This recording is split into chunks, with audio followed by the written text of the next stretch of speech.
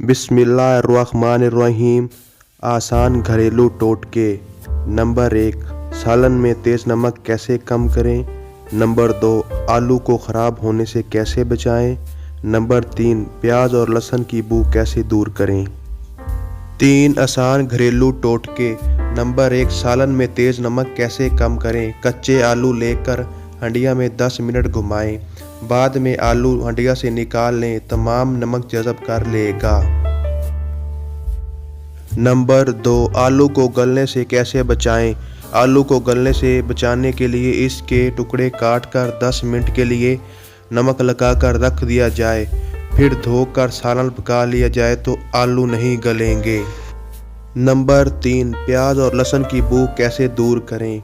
प्याज और लहसुन की बू दूर करने के लिए हाथ को पहले आटे से मलकर और फिर नमक से मलकर धो लें, बू ख़त्म हो जाएगी।